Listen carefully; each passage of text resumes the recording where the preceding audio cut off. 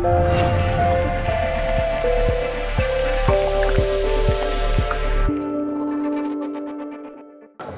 vamos a seguir con la tarde, depara muchas sorpresas. A continuación vamos a presentar a Juan Gómez. Juan, bienvenido. Gracias. Y gracias por estar con nosotros en esta bienal. Un placer, sin duda. Bueno, Juan Gómez Ruiz nació en Alemania, si me equivoco. Ya... No te equivocas, ¿no?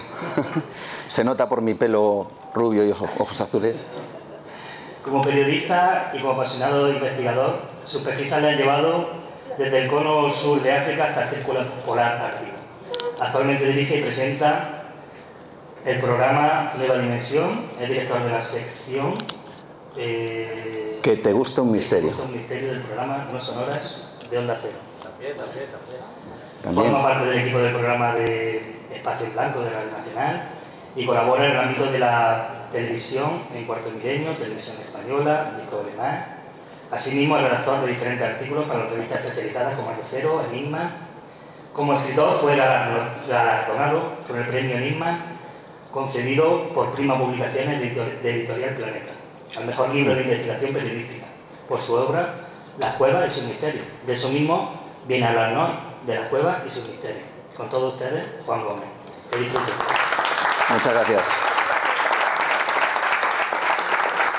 Bueno, después de esta presentación todo va a ir a peor, o sea que si alguien se quiere marchar, tiene la oportunidad.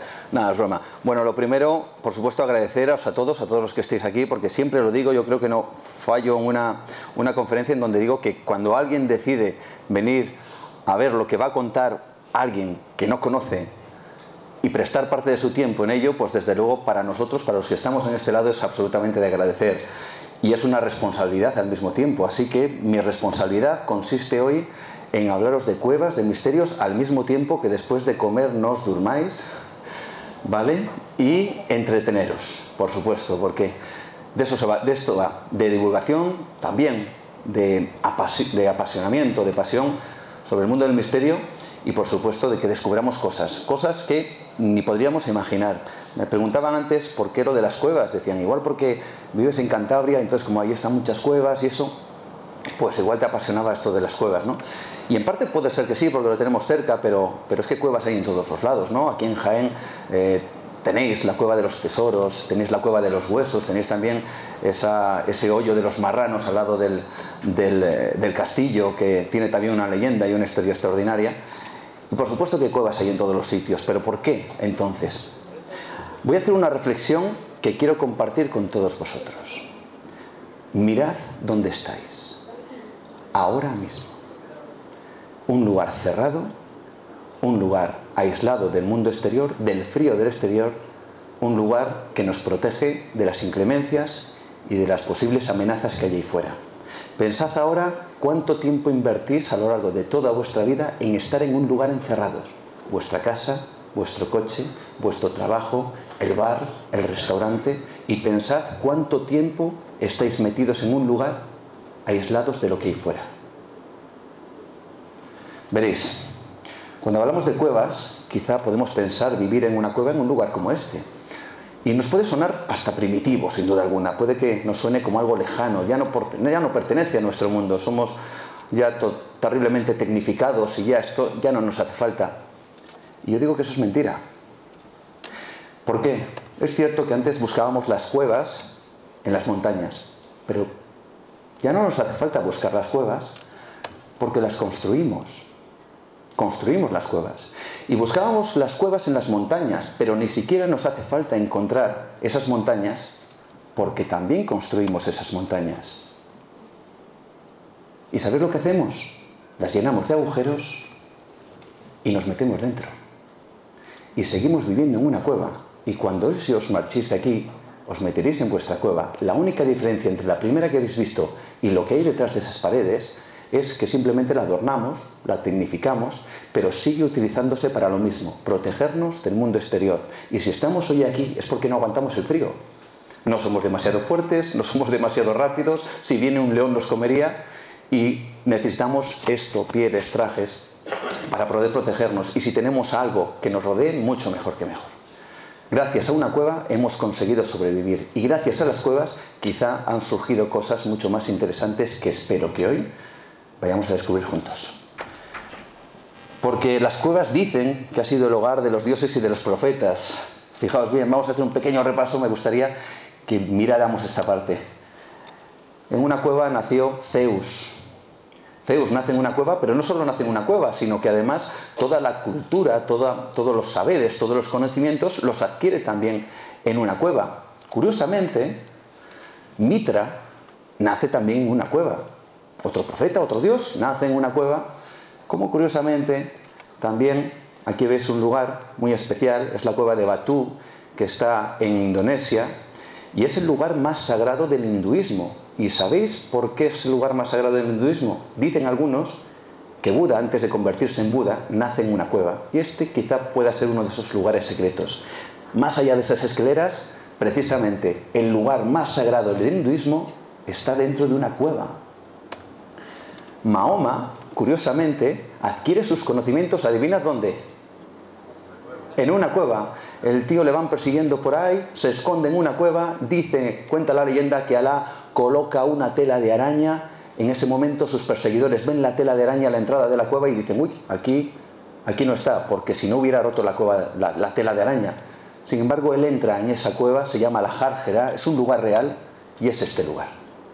Está a unos 15 kilómetros de la Meca aproximadamente, es un lugar sagrado, lo mismo que hay que peregrinar en la Meca, que seguramente solo habréis escuchado en infinidad de ocasiones, pero seguramente no habréis escuchado que existe un lugar muy cercano, lugar sagrado para el islamismo, que es la Jarjera. Jar es cueva, sería la cueva de Jerá, y es ese lugar, el lugar donde Mahoma recibió todos sus conocimientos. Nos falta uno, ¿no? Caray, qué casualidad, ¿no? Todos parten de un mismo lugar y parece que todos adquieren sus conocimientos, o al menos así es lo que cuentan las historias referente a una cueva. Y yo me pregunto que si los dioses tuvieron esos conocimientos, ¿quién sabe si ese primer albor de la humanidad, donde los hombres prehistóricos albergaron sus primeros pensamientos simbólicos, tuvieron también la oportunidad de que la cueva les transmitiera algo? No sé bajo qué intención, no sé ni siquiera bajo qué instrumentalidad, no sé ni siquiera bajo qué vía. Pero el caso es que quizá fueron las puertas al conocimiento y ahora me gustaría llevaros a un mundo subterráneo. ¿Quién me sabe decir qué es esto? Va. Por supuesto. Bien, ¿qué es lo que veis ahí? Venga, 2 segundos. Bien, ¿sabéis lo que acabáis de hacer? Acabáis de conectar la mente vuestra, ahora actual, moderna, globalizada, con una persona de hace 30.000 años. Y habéis reconocido lo que una persona de hace 30.000 años pintó. Y lo habéis reconocido al instante. Vuestra mente no es tan diferente a esa. Y en ese lugar dicen que pasaron cosas, que dejaron ahí su legado, su simbolismo, y hay desde luego que muchas teorías al respecto del significado. Podemos estar hablando de ellas, pero no es el caso. Lo comento en el libro. Hay tantas teorías a favor de ciertas explicaciones como las contrarias, y todas dichas por eminencias, tanto en prehistoria como en arqueología, como en incluso paleontología, ¿no? Y allí lo que pasa es que había cosas que sí no llegamos a entender, aunque las podamos interpretar, como por ejemplo esas manos. ¿Ves las manos? Esto está en la cueva del castillo, esto está colocado en el techo. Por lo tanto es un lugar complejo para colocar una mano. Cuando menos habría que tener 2 personas, una que colocara la mano y otra que soplara. Es un sistema, se llama el efecto Venturi, se sopla, y el mineral, que es con lo que se hace, no se hace con sangre, pues dejaba esa mano en negativo. Pero lo curioso de todo esto es que quizá veían esos hombres algo en un lugar en concreto de las cuevas que hacía que sus manos se quedaran ahí, y solo en ese lugar. Yo os voy a explicar una experiencia que tuve. Hace un tiempo, puse mi mano y me hicieron ese efecto, el efecto Venturi, soplar, como se dice, en la roca mi mano. Imaginaos con una luz de tuétano, lo que sería menos de una vela, en la roca, más o menos intentando acomodarme a cómo lo verían aquellos hombres que hicieron estas que estáis viendo ahora. Bueno, os puedo garantizar una cosa, yo que soy una persona que vive en un mundo globalizado, yo os digo que el efecto que produce es impactante. Cuando colocas tu mano en la roca, cuando te echan el mineral, cuando este se seca y todo rodea absolutamente la piedra, ¿sabéis lo que ocurre a nivel visual? Que parece que tu mano ha traspasado la roca. Parece que tu mano ha entrado en el interior de esa roca. Y hay gente que sabe mucho más que esto que yo, por desgracia. José de las Heras, el tristemente fallecido director de las cuevas de Altamira, decía: ahí, donde ves las manos, donde las ves ahora, ellos quizá veían algo, un otro mundo que podían traspasar y podían colocar, porque precisamente en ese punto y no otro es un absoluto misterio. Veréis, en Argentina existe la llamada Cueva de las Manos. Solo en ese punto hay más de 300 manos y uno cabe preguntarse por qué. ¿Por qué lo hacían? ¿O por qué hacían cosas tan extrañas como esta que vais a ver? Son las llamadas pinturas tectiformes. Son líneas, puntos, parrillas. Aquí no hay bisontes, aquí no hay ciervas, aquí no hay caballos. Aquí, ¿qué narices es? Veréis, una de las cosas que están de acuerdo los expertos es que las cuevas representarían como una especie de proyección de lo que hay de fuera. Si vemos bisontes, si vemos caballos, estarían todos más o menos en la línea de nuestro horizonte, como quizá lo veríamos fuera. Pero es que estas cosas están en el alto, en el techo. Hay una cosa que también se ponen de acuerdo, y es que pintaban exclusivamente lo que veían. Y eso no lo digo yo, lo dicen cualquier experto en prehistoria. Y si pintaban lo que veían, uno se pregunta qué narices veían para pintar eso. O para pintar esto. ¿Por qué los bisontes están tan realísticamente pintados y esto está así? Son dos ejemplos, no voy a poner a otros como, por ejemplo, en Tassili, en la meseta de Tassili, o los Wanjingas en la cueva de Kimberley que está en Australia. Solo ejemplos. La cueva de Casares. ¿Qué es esto? Si veían, si pintaban, si grababan esas cosas, ¿qué eran? Desde luego, cabe aventurarnos, ¿no? Este es el mundo del misterio y uno puede lucubrar ante las cosas donde no hay respuesta. Y hay quien aventura, seguramente muchos de vosotros lo habéis visto, lo habéis en infinidad de reportajes, de documentales, de libros incluso, y de conferencias, cosas como esta. Bueno, los antiguos dioses que llegaron en épocas muy remotas y que trasladaron ciertos conocimientos. Esto es un clásico dentro de lo que estaríamos hablando de la mitología de las culturas, de las diferentes civilizaciones. Los dioses llegan a nosotros, nos proporcionan ese fuego, esa manzana, que de repente hace que, por ejemplo, Adán y Eva descubran que están desnudos, de repente les hace un clic en la mente y les separa del mundo animal. Bueno, pues hay quien elucubra todo esto, pero yo no me voy a meter con esto porque seguramente que muchos habréis escuchado la teoría de los aliens ancestrales y estas cosas. No sé si está por ahí el amigo Óscar Calahorro, que lo tiene estupendamente en su libro, pero voy a lucubrar una cosa que tiene que ver también con las cuevas, aunque no lo creáis. Bien, esos dioses que, como digo, están clavados y además casi como gigantes, ¿no? Porque si veis la figura del dios, si se pusiera de pie, pues sería un elemento bueno. No hablemos de este. Por cierto, todos más o menos escenificados de la misma forma, sentados, mientras el artista que dibuja todo esto hace una clara diferencia entre ese dios y los que lo adoran, sobre todo en cuanto a tamaño, en diferentes partes del mundo. Faraones también, como si fueran dioses. Claro, aquí viene un tema interesante. Ese conocimiento imposible que quizá tuvieron aquellos ancestros que creemos que son primitivos. ¿Sabríais vosotros si tuviéramos una máquina del tiempo, cogeríamos a un niño de hace 30.000 años que estuviera viviendo en esas cuevas y lo trajéramos ahora, podría ser presidente del gobierno?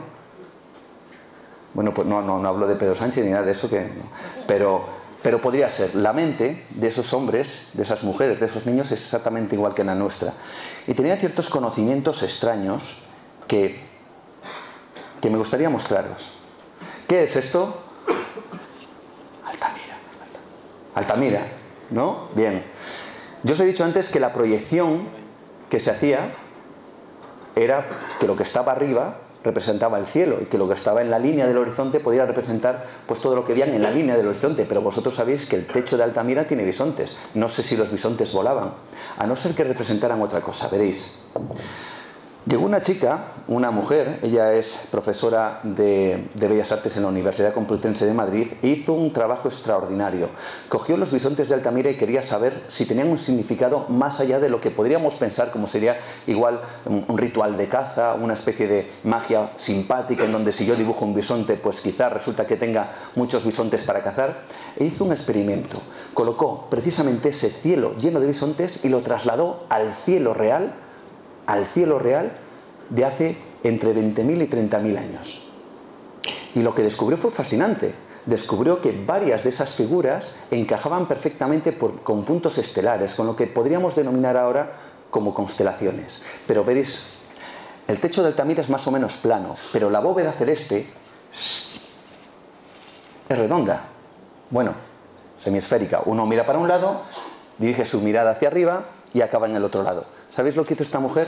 Colocó ese techo, esa representación de los bisontes y lo amoldó a la esfera terrestre, a la esfera celeste, perdón. Y lo que ocurrió, en vez de 4 o 3 figuras, fueron casi todas. Y uno se pregunta cómo narices pudieron pintar eso cuadrando aquello con puntos estelares dentro de una cueva sin ver el cielo. Que cada uno aquí crea lo que quiera creer, pero esto fue estudiado por la Universidad Complutense de Madrid. Hay quien afirmó que esto simplemente eran, pues nada, teorías simpáticas de esos conocimientos que creemos que son personas totalmente primitivas, pero que si las trajéramos en una máquina del tiempo, la tendríamos aquí y podrían ser astrónomos. Interesante. Quizá hubo algo. Lo que está claro es que los expertos afirman que quizá dentro de las cuevas nos proporcionó lo que llaman el gran evento. Hace unos 40.000 años pasamos y llegamos a convertirnos en lo que somos. Parece que algo se encendió en nuestro cerebro y volvemos de nuevo quizá a la teoría de esos antiguos dioses ancestrales de mi amigo Oscar, que dijeron que llegaron aquí, que nos fusionaron el ADN, que transformaron... ¿Lo habéis escuchado alguna vez, no? ¿No? Sí, alguna vez, vale. Transformaron, según cuentan, lo explico rápidamente, llegan una serie de seres estelares, llegan hasta nuestro planeta, encuentran una serie de homínidos, les mezclan con su ADN y llega a transformarnos en lo que somos ahora, seres medio inteligentes. Bien, eso lo cuentan casi todas las cosmogonías de diferentes culturas, pero yo me propuse una cosa, en vez de buscar las cosmogonías, digo, ¿podemos nosotros ahora mismo hacer eso con animales inferiores? Nosotros ahora mismo transformamos el ADN de los animales, clonamos seres, hacemos, esto es alucinante, hacemos películas con átomos, hacemos películas, animaciones donde se utilizan átomos. Si no somos dioses, esos dioses de la antigüedad, estamos muy cerca de serlo. Así que mi pregunta era, ¿podríamos nosotros hacer que una especie inferior en nuestro planeta diera ese salto? ¿Tuviera ese clic inteligente? ¿Ser nosotros los dioses de los mitos? Bueno, pues hay gente que lo ha intentado. Veréis, quiero presentaros a una chimpancé. Ella se llamaba Guasó y está considerada la única, absolutamente la única no humana capaz de comunicarse con humanos. Se llamaba Guasó, ella consiguió tener un nivel de comunicación extraordinario. La cogieron desde muy pequeña, es la grande, no es la pequeña, es la grande. Y ella durante mucho tiempo llegó a comunicarse a tal punto con los humanos que fue declarada por la ciencia como la única no humana capaz de comunicarse con humanos. De manera natural, sin premio, sin recompensa, sin decir, bueno, si haces esto es que te voy a dar un premio. Lo hacía de manera natural. Llegó a ser incluso la única no humana que consoló a una persona humana. Me explico. La persona con la que habitualmente trabajaba, durante mucho tiempo estuvo sin visitarla. Y Guasó, la que veis ahí, estaba bastante enfadada. Así que llegó y la mujer que trabajaba con ella le decía, mira, he tenido un embarazo, todo con lengua de signos, he tenido un embarazo, pero he perdido el niño. Guasó se giró y la dijo, yo llorar, y la dio un abrazo. Es la primera vez en que un animal consuela a un humano, sabiendo en esa comunicación. Ella tuvo una hija, que es la que veis ahí. ¿Sabéis lo que hizo Guasó? Le enseñó el lenguaje de signos sin intervención humana.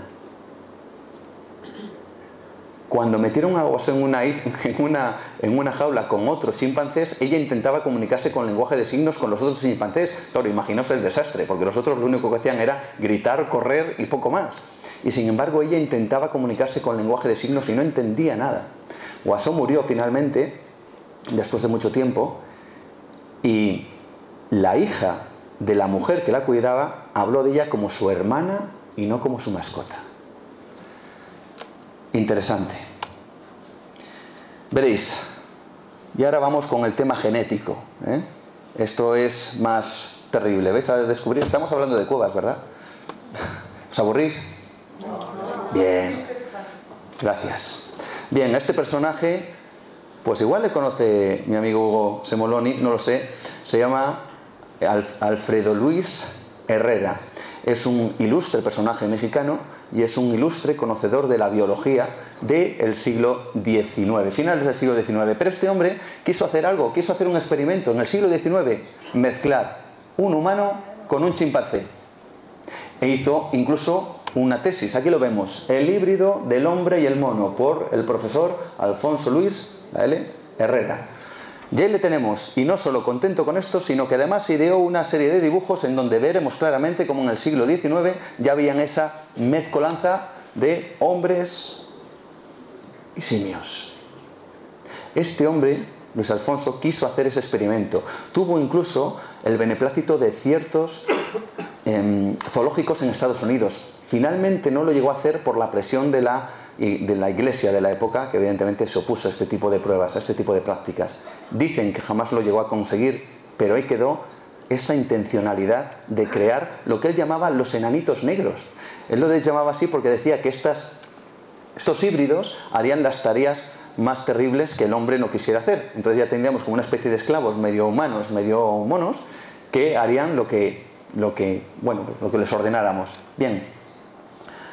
Sin embargo, hubo un personaje todavía mucho más terrible, Ilya Ivanovich, ruso, que dijo: lo que no ha hecho Alfonso Luis Herrera, lo voy a hacer yo. Y me voy a ir a Guinea, a la Guinea francesa, a buscar, fijaos bien,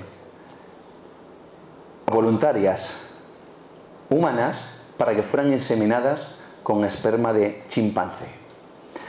Bien, este hombre muere en el año 1932 y no se sabe exactamente si llegó a conseguir o no en la Guinea francesa, que por cierto estuvo totalmente protegido por el Instituto Pasteur. El Instituto Pasteur dio visto bueno a esos experimentos en la Guinea francesa.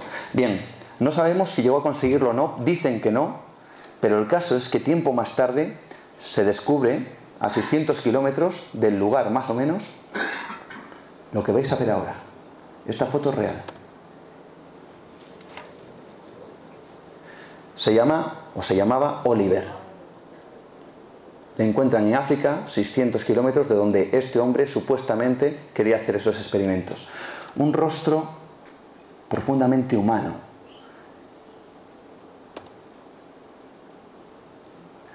Claro, esto llamó poderosamente la atención. ¿Sabéis qué hacían con Oliver?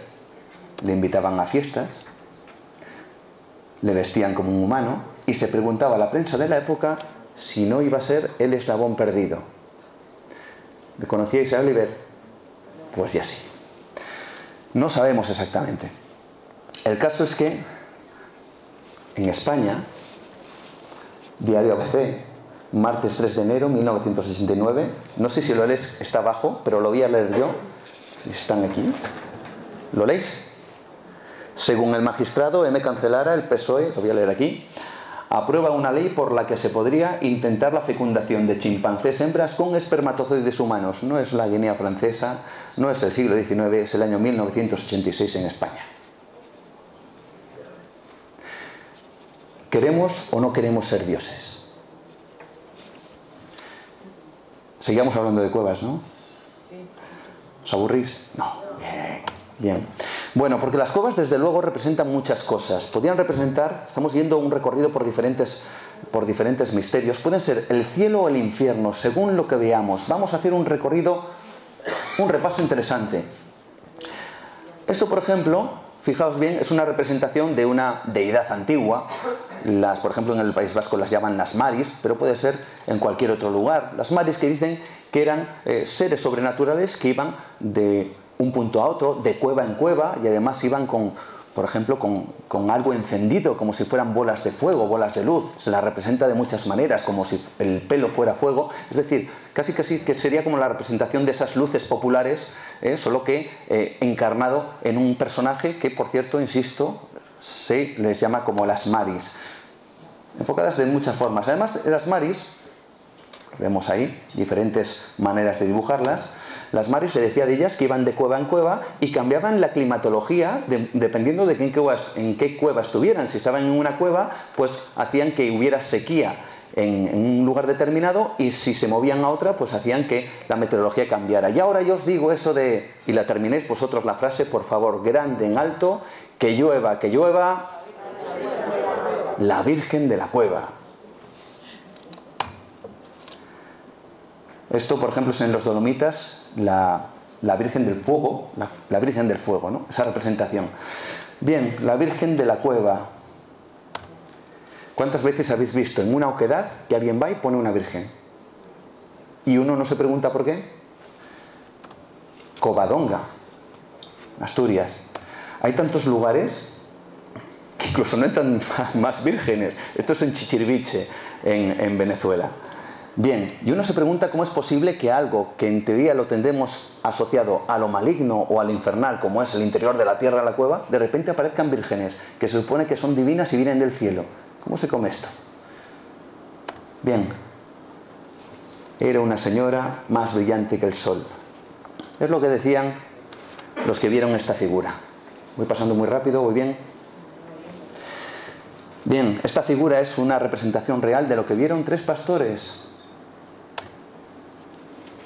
Jacinta, Francisco Martos y luego Lucía dos Santos. Jacinta es la pequeña, Lucía al medio, Francisco. ¿Y por qué hablo de cielo e infierno? Porque todo el mundo seguramente estará de acuerdo en que las apariciones de Fátima, en este caso, están consideradas como algo divino. Mucha gente va allí, por supuesto, a rezar, y yo respeto absolutamente todas las creencias. Lo que pasa es que me choca bastante las cosas que ocurrieron allí. Lo primero, porque apareció en una cueva. Esta Virgen se aparece en la llamada Cueva Iria, que es el lugar donde veis ahora que ya nada tiene de cueva, y que, por cierto, el lugar pertenecía a la familia de Lucía dos Santos. De las tres, la de en medio, pertenecía a la familia. Bien, en ese lugar se aparece una Virgen que le da una serie de recados a los pastores, y que está realmente apenada y triste por ejemplo, la falta de fe de la humanidad, el cómo nos comportamos los unos con los otros, todo ese tipo de mensajes. Pero es curioso porque no le importó lo más absolutamente nada a esta Virgen tan piadosa, que a Francisco le pegaran una paliza casi hasta la muerte del alcalde para que revelara cuál era uno de esos mensajes que supuestamente daba la Virgen. Tampoco le importó predecir que se iba a morir. Le dijo: tú te vas a morir, vaya Virgen tan bondadosa y piadosa. Y se murió. Como también le dijo a la pobre Jacinta que se iba a morir, y se murió. Yo no quiero encontrarme con la Virgen ni que me dé mensajes por si acaso me dice entre medias: mira, y después de esto te vas a morir. Bueno, pero ahí nos queda otra personilla por ahí, Lucía dos Santos, la familia que tenía en posesión el terreno donde estaba la cueva. Bueno, ella finalmente muere en este lugar, en Ponferrada, en el convento de Ponferrada. Ella llega y diría allí que fue la última vez que vio a la Virgen de Fátima. Por eso digo que si fue un cielo para algunos o un infierno para otros, desde luego para ellos fue un auténtico infierno. Para los que todavía se alimentan de esa creencia, sigue siendo un cielo. Como también ocurrió en la curiosa cueva de Lourdes. También en una cueva se aparece lo divino. Y también una pastora, a Bernadette Soubirous, una mujer que para ella se convirtió en un infierno. Veréis, la que, según reza esto, que soy era Inmaculada Concepción, así escrito. Bueno, pues después de esos mensajes tan bondadosos, después de ese dolor terrible por la humanidad, no le importó en absoluto que la gente se literalmente empobreciera para construirle esto. Esto que hace más de 150 años la Virgen ya no visita. Y tampoco le importó, ni mucho menos, que Bernadette muriera, su más acérrima devota, con un tumor en la pierna que la desgarró por dentro, la produjo grandes y terribles dolores y acabó muriendo así. Su máxima devota. Pero eso sí, ponedme una iglesia, y os diré que tendréis la salvación. Así que, ¿quiénes son? ¿Quiénes son estos personajes? ¿Son verdaderamente divinos? ¿Vienen de esa creencia de la que cada uno irrespetablemente pueda tener? ¿O vienen de otros lugares? Veréis, para conocerlo, yo me fui a un lugar un poco remoto. Está aquí a la vuelta de la esquina, como es Islandia. Me fui a Islandia, y en Islandia creen en ciertos seres, ciertos personajes. Ellos los llaman los Hudofolk. Hudofolk en islandés significa el pueblo escondido, aquellos que viven en el interior de la tierra, aquellos que viven en cuevas, seres metidos en cuevas, pero no, ojo, como una mitología, como un cuento como podemos tener ahora, sino como una realidad palpable de la vida cotidiana de los islandeses. Veréis, allí en Islandia tenemos, por ejemplo, un lugar como este, el Snæfellsnes. Este es el volcán donde Julio Verne pone el punto de entrada al centro de la Tierra. Y lo puso allí en Islandia por algo, porque había una serie de leyendas que hablaban de una entrada a un lugar secreto y subterráneo, a una cueva donde habitaban ciertos seres, y había además un guardián llamado Bardur que se encargaría de custodiar esa misma puerta para que todos esos seres no salieran de la Tierra y atacaran a los vivos. Bien. Veréis hasta qué punto creen los islandeses en estas criaturas. Este es un mapa de Islandia, como podéis comprobar, esto es oficial. Cada uno de los puntos que veis ahí es un supuesto avistamiento de alguno de estos seres que podríamos denominar elfos, hadas, duendes, también los hay muy terroríficos, vais a descubrir alguno luego. Y esto es oficial, y cada vez que hay un reporte de alguno de estos avistamientos, hay un mapa oficial, insisto, en donde se coloca. Además, esto es como un tipo Google Earth, vas abriendo y se van abriendo cada vez más puntos. Cada uno de los colores que varían representaría a una figura, una criatura de estas que habitan en el interior de la Tierra, que habitan en esas cuevas en Islandia. ¿Creéis? Veréis, creen a tal punto que pueden hacer cosas como esta. Yo tenía un puntero láser que me he dejado allí, no pasa nada. ¿Veis este montón de rocas que hay ahí? ¿Sí? ¿Veis una carretera que parece que la desvía? ¿Sí? Que hace una curva y evita ese montón de rocas. ¿Sabéis por qué lo hacen así? Porque creen que en ese montón de rocas viven duendes.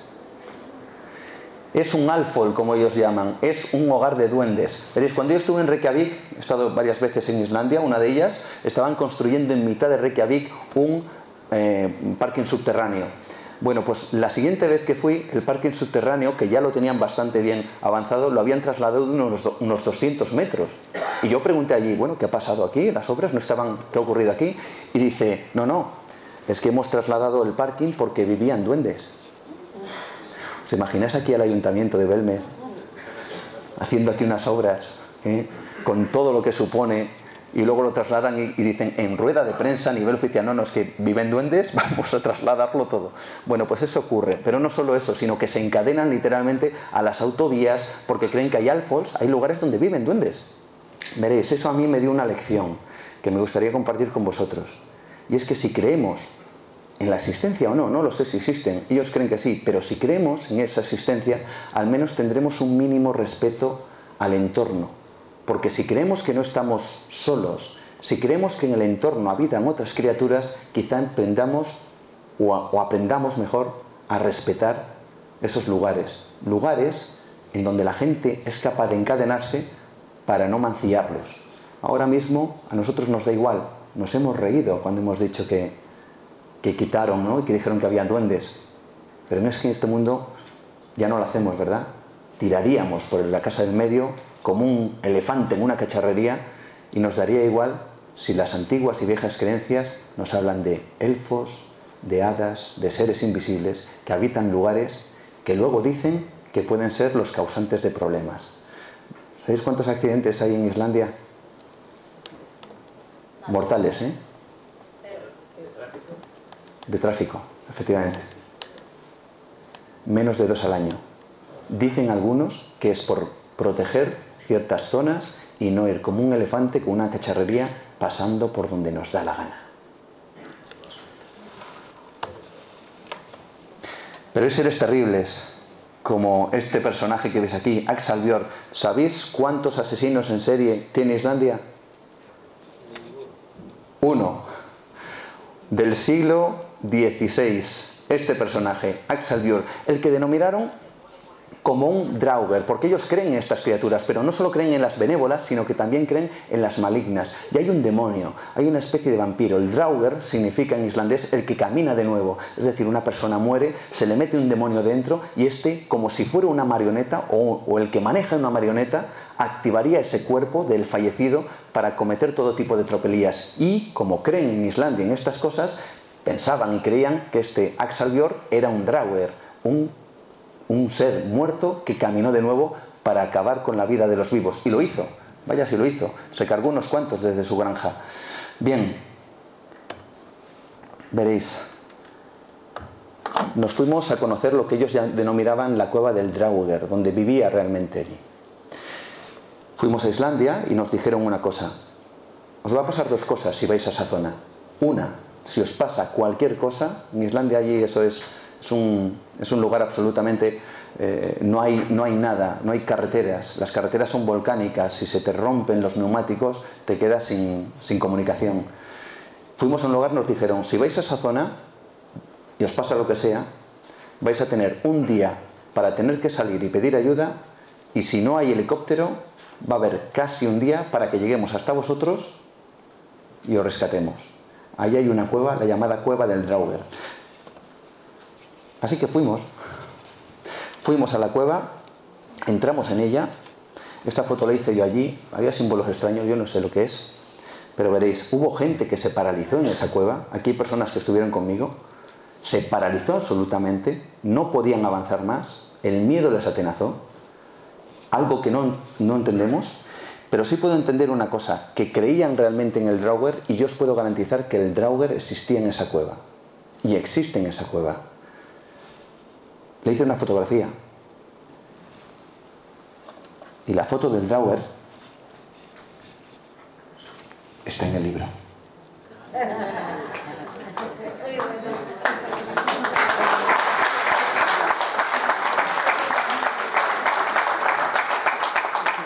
La foto está en el libro. Os puedo garantizar una cosa. Si nos ponemos en la visión, en la mirada de aquellos hombres, aquellos vikingos, aquellas personas que creían en estas cosas, vemos un auténtico diablo delante de nosotros.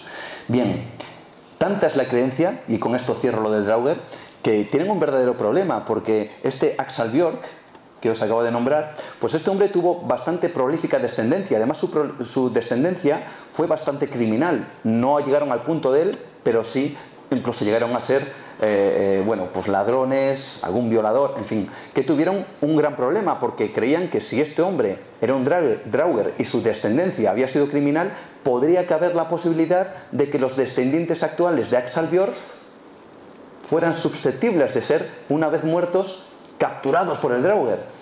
Tuvieron tanta preocupación que el gobierno islandés no le quedó más remedio que poner una página donde, poniendo una serie de datos, descubrían si uno era genéticamente descendiente de Axel Björk. Bien, en Islandia hay 320.000 habitantes, todo un país, 320.000 habitantes, 20.000 son descendientes de Axel Björk. 20.000 personas que ahora mismo, lo digo, están acojonadas porque cuando se mueran pueden pensar que viene un Draugr y les va a animar. Nada más y nada menos. Ahí queda. Así que, bueno, mira, decía Juan José Revenga que convivir con los masáis, que es una experiencia. Es cierto que su cultura está transformándose, es cierto que cada vez están conectados más con el mundo el nuestro, ¿no? El globalizado.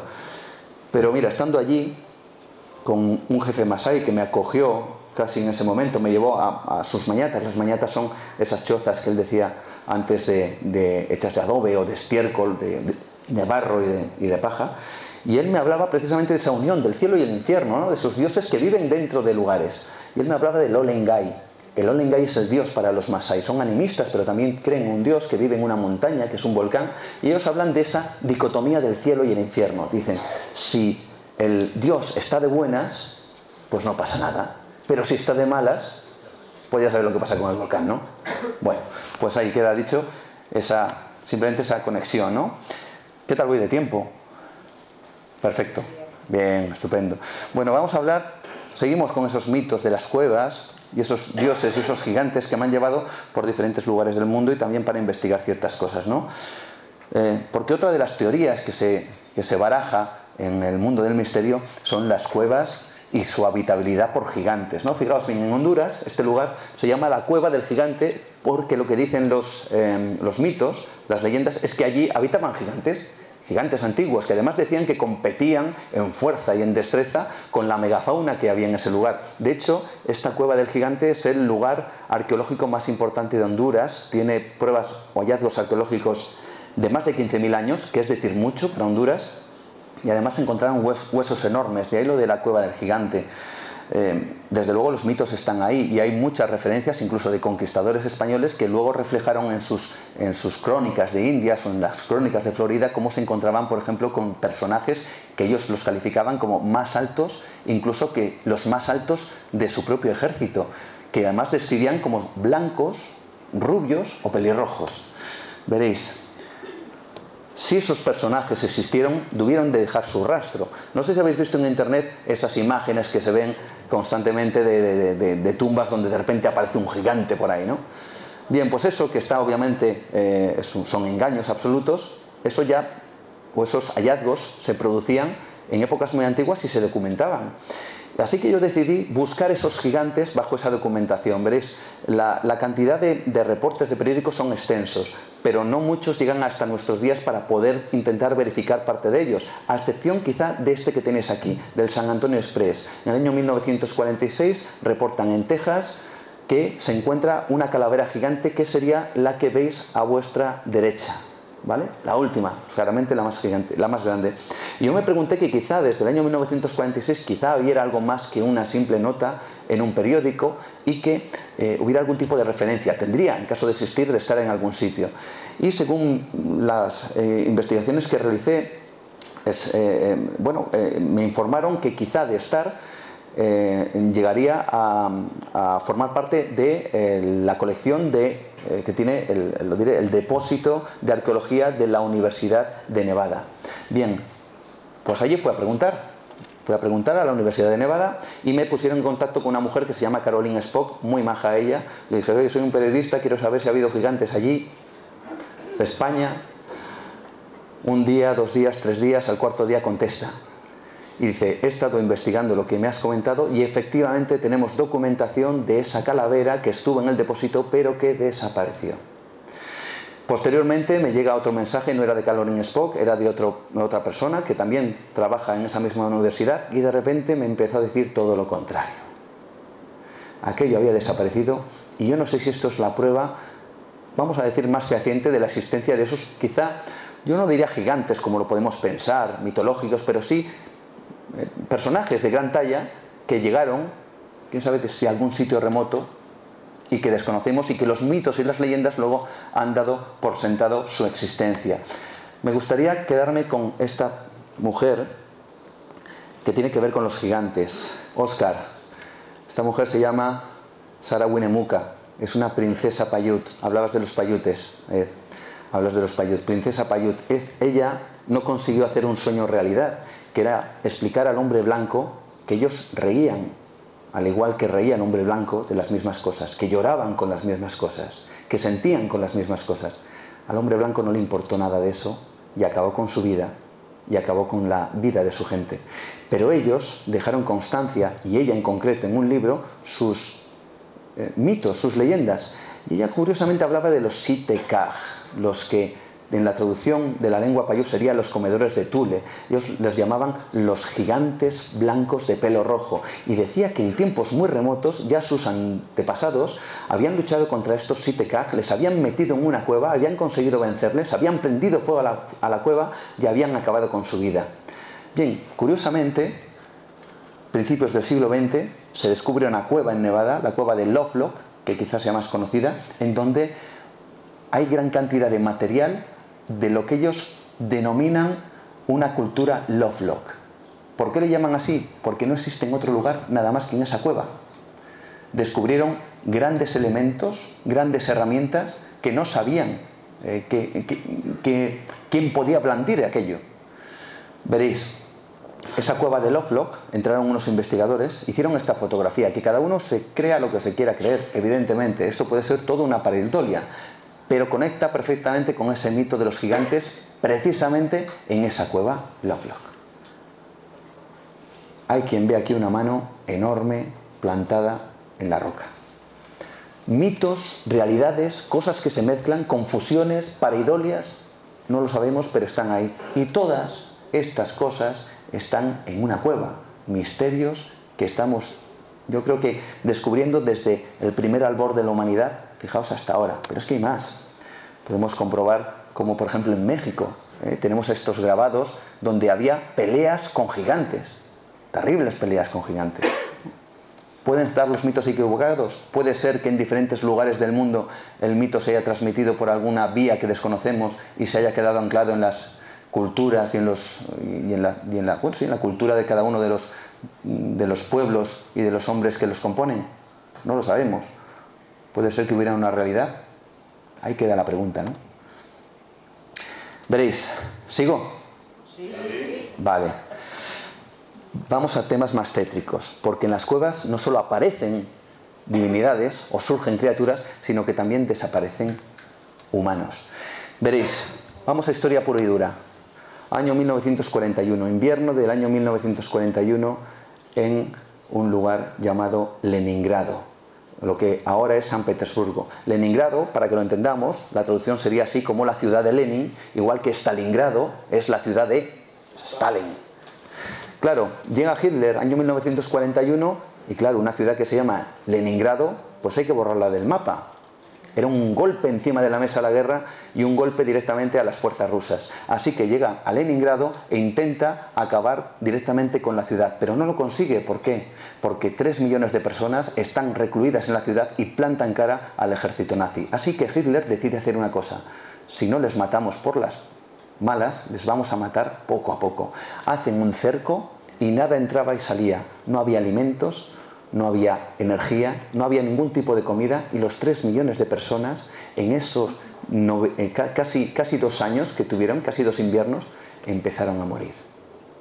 Pero no morían de cualquier forma, en la calle.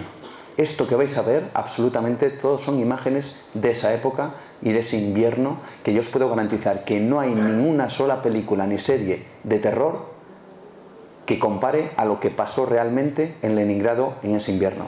La gente recogía los cadáveres por la calle, pero es que ¿sabéis lo que ocurre? Que cuando faltan alimentos, el recoger cadáveres por la calle implica quemar una energía que igual ya no tienes. Así que los cadáveres se apilaban y no había alimentos, solo había muertos.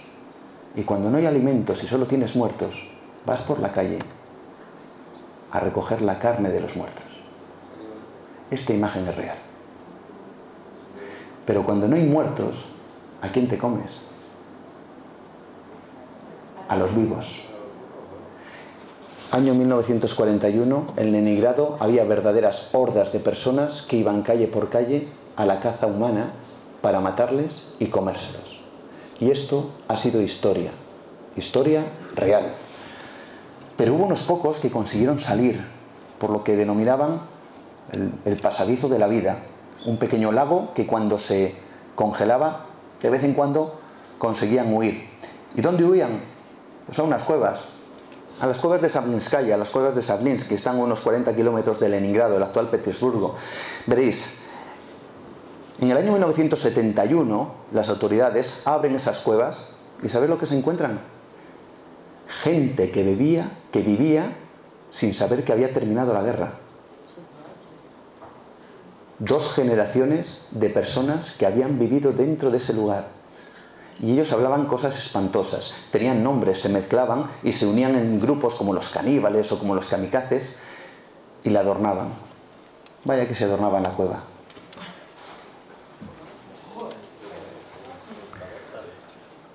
Casi como advertencia, ¿verdad? O con cosas como esta. Esto está en la sala de los caníbales. La llamada sala de los caníbales. Veréis. En Rusia, el gobierno ruso no está muy acostumbrado a desclasificar nada. Pero lo que sí desclasificó fue que a día de hoy más de 20 personas al año desaparecen en el interior de esa cueva sin dejar rastro. Se pueden visitar. No se sabe qué es el destino, cuál es el destino de esas personas. Creen que pueden ser quizá arenas movedizas, o creen y dicen que en ese lugar puede seguir habitando gente, porque es tan intrincado los recovecos que tiene esa cueva, los pasadizos y las salas, que encontrar a gente que siga viviendo allí desde el año 1971 sería factible. Y hay más de 20 personas que desaparecen desclasificado por en este caso, las autoridades rusas. Bien, lo que te dicen allí es que si visitas la cueva jamás te salgas de la zona segura porque quizá no vuelvas. Y esto es real. Como real es la desaparición de un hombre en este lugar, Egipto, el agujero azul de Dahab, porque también hay cuevas submarinas. Voy a ir muy rápido a partir de ahora, no sé cómo vamos de tiempo. ¿Vamos bien? 5. Vale, perfecto. Vale, dame 20 y ya lo tenemos. Bien, agujero azul de Dahab. Ahí se mete un señor llamado Yuri Lipsky. Bueno, ¿veis estas lápidas, verdad? Parecen lápidas, no son placas. Placas de la gente que ha desaparecido en ese lugar. En teoría, unas 50 personas. Lo no oficial marca 100, más o menos. Y uno de ellos fue Yuri Lipsky. Yuri Lipsky tiene la curiosidad. Este hombre era un experto buceador. Hay que tener una formación y preparación especial para meterse en el interior de un agujero azul o en el interior de una cueva submarina. Y este hombre lo que grabó con su cámara, ¿sabéis qué fue? Su propia muerte. Veréis, este hombre se mete en ese agujero, entra y al poco tiempo los expertos que vieron el vídeo dijeron, ¿qué le ocurre? Empezó a bajar a toda velocidad. Veréis, según lo que sería, vamos a decir que seguro para bajar es aproximadamente unos 24 metros por minuto. Él bajaba a más de 60 metros por minuto. Una persona experimentada que no debía hacer eso. Pero ¿sabéis lo que ocurría? En ese vídeo, mientras él va bajando a toda velocidad, a través del regulador está gritando, help, help, help. Ayuda, ayuda, ayuda. Hay varios puntos en el vídeo. Yo en el libro lo pormenorizo segundo a segundo, minuto a minuto, lo que a este hombre le pasa, y hay lugares en donde se podía haber parado. Tenía, voy a decir aire, suficiente para haberse quitado parte de su carga y haber subido sin problemas. Sin embargo, descendía como si hubiera una corriente, algo, help, help, help. Llega, no sé si lo veis bien, 91,8 metros. Si lo veis bien abajo. 28 de abril del 2000. Veréis, el último fotograma es alucinante. El último fotograma, lo que ocurre justamente al final, es alucinante. Y eso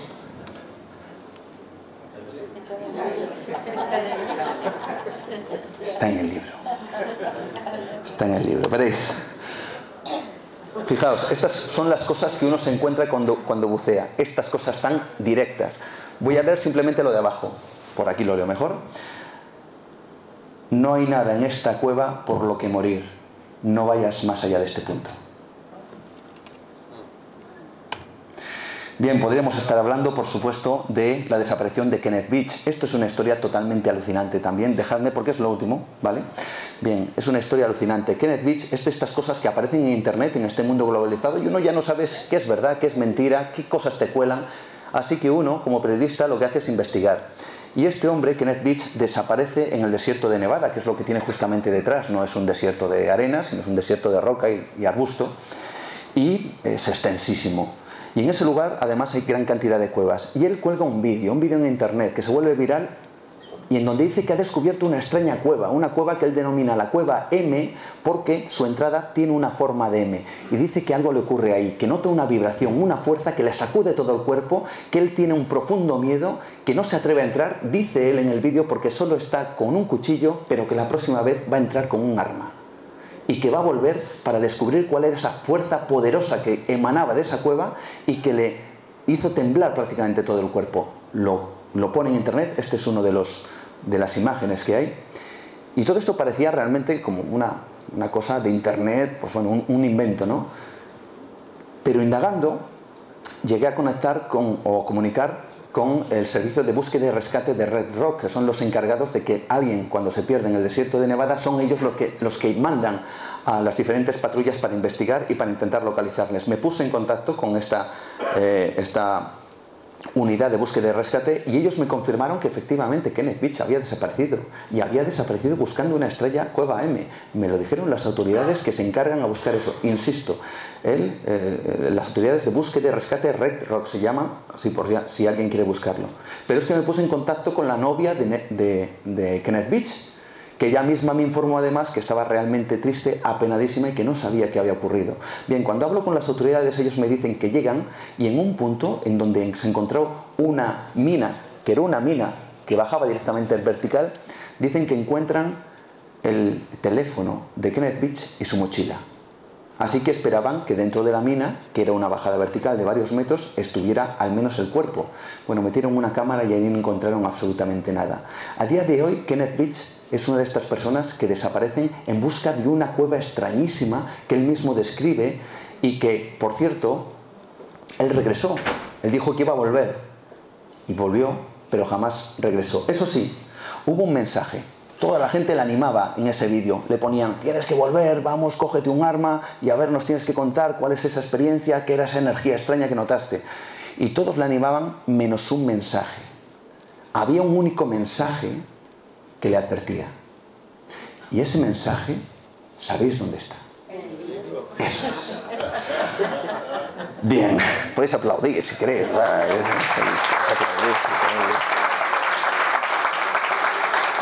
Bien, cierro ya, termino, eso sí, para deciros que las cuevas también han formado parte del conocimiento. La cueva de Sedequías, que está en Jerusalén, lugar es por excelencia de la masonería, lugar sagrado de la masonería, diferentes cuevas que han sido utilizados también como templos, como las iglesias rupestres, esta está en Cantabria, lugares que han servido de culto también en el interior de la tierra, en diferentes partes del mundo, como podéis comprobar.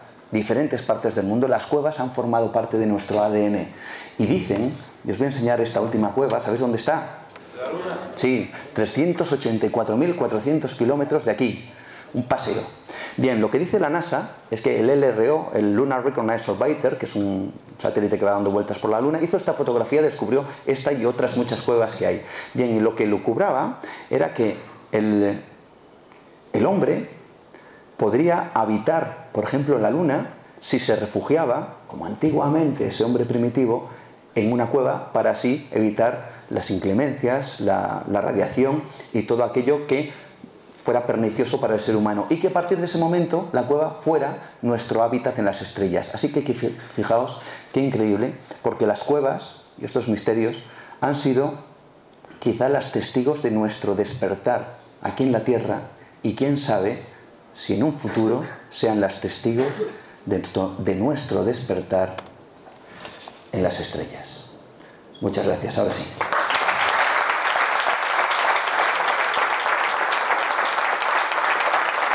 Podéis silbar y eso, Y con esto pues doy paso al siguiente ponente y a disfrutar.